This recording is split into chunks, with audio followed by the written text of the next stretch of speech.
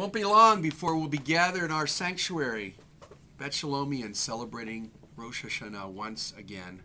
What a great time of the year, and what a marvelous symbol to use as it calls us to awaken from our slumber to prepare ourselves for the significant events of our lives. Coincidentally, this week's Torah portion, Ekev, contains a passage about the golden calf. And there's a connection between the golden calf and our high holiday celebration.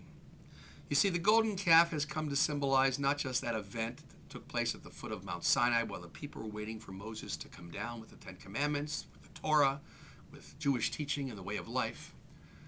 The golden calf represents our rebellion, our refusal to acknowledge the goodness within each and every human being, to choose correctly, to choose the right thing, to be a mensch.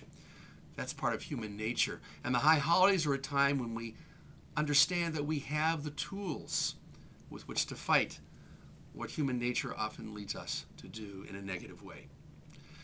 The connection, of course, is that when we blow the shofar, we want to not only awaken ourselves, but to remind God, as it were, in this metaphor, of all the things that our ancestors have done to our credit. We think especially of the binding of Isaac, the Torah portion that is often read on Rosh Hashanah morning throughout the world in Jewish congregations everywhere.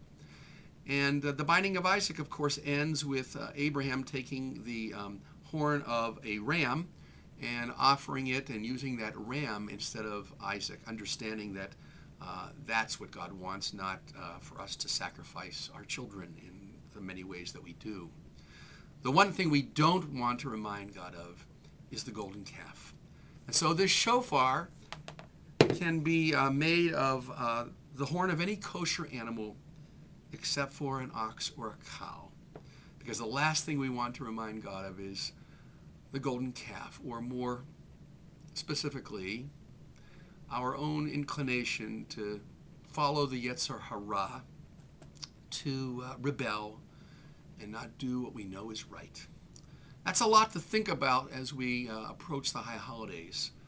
And until then, we have many Shabbatot to celebrate each and every week. We look forward to celebrating many of them with you here at Bet Shalom.